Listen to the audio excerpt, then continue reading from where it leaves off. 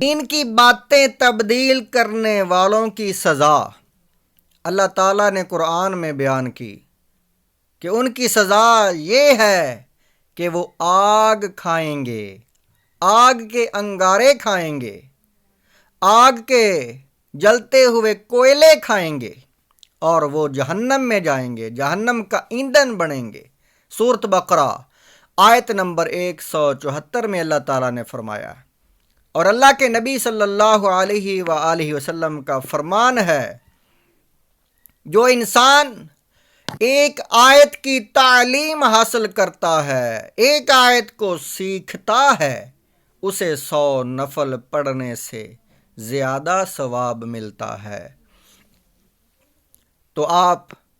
Video کو پورا دیکھیں تاکہ 100 نفل پڑھنے سے ہمیں زیادہ ثواب ملے۔ ان الذین یکتمون ما انزل اللہ من الکتاب ویشترون بہ ثمنا قلیلا اولئک ما یاکلون فی بطونہم الا النار ولا یکلمہم اللہ یوم القیامۃ ولا یزکیہم ولہم عذاب علیم۔ بے شک وہ لوگ جو اللہ کی نازل کی ہوئی کتاب کو چھپاتے ہیں اور اس کے بدلے ذلیل قیمت لیتے ہیں، وہ اپنے پیٹ میں آگ ہی بھرتے ہیں، اور اللہ قیامت کے دن ان سے نہ کلام فرمائے گا اور نہ انہیں پاک کرے گا، اور ان کے لیے دردناک عذاب ہے۔ ان الذین یکتمون ما انزل اللہ من الکتاب، صراط الجنان میں تفسیر اس کی یہ ہے، بے شک وہ لوگ جو اللہ کی نازل کی ہوئی کتاب کو چھپاتے ہیں۔ کافروں کے ایک گروہ مشرکین کے اعمال کا ذکر کرنے کے بعد اب دوسرے گروہ یعنی یہودیوں کا تذکرہ کیا جا رہا ہے۔ پہلا گروہ اللہ تعالیٰ کے حق میں کوتاہی کرنے والا تھا، اور دوسرا گروہ مصطفیٰ کریم صلی اللہ تعالی علیہ وآلہ وسلم کے حق میں کوتاہی کرنے والا ہے۔ شان نزول یہودیوں کے سردار اور علماء یہ امید رکھتے تھے کہ نبی آخر زمان صلی اللہ تعالی علیہ وآلہ وسلم ان میں سے مبعوث ہوں گے، لیکن جب انہوں نے دیکھا کہ سرکار دو عالم محمد مصطفیٰ صلی اللہ تعالی علیہ وآلہ وسلم دوسری قوم میں مبعوث فرمائے گئے تو انہوں نے اندیشہ ہوا کہ لوگ تورات و انجیل میں حضور پر نور صلی اللہ تعالی علیہ وآلہ وسلم کے اوصاف دیکھ کر آپ کی فرما برداری کی طرف جھک پڑیں گے، اور ان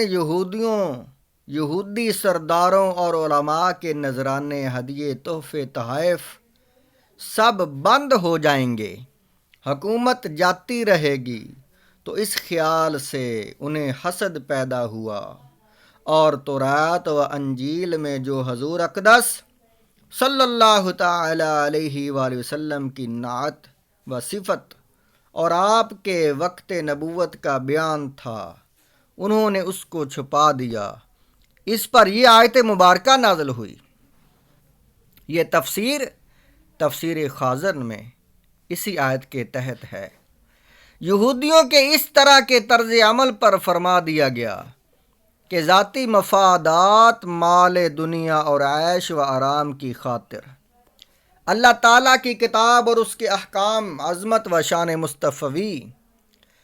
صلی اللہ تعالی علیہ وآلہ وسلم چھپانے والے مال و دولت سے اپنے خزانے نہیں بھر رہے، بلکہ حقیقت میں اپنے پیٹ میں جہنم کی آگ بھر رہے ہیں،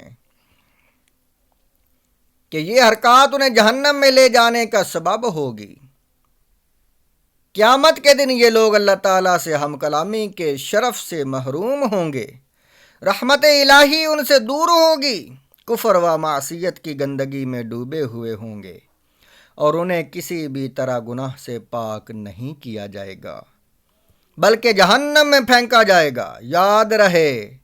کہ چھپانا یہ بھی ہے کہ کتاب کے مضمون پر کسی کو مطلع نہ ہونے دیا جائے،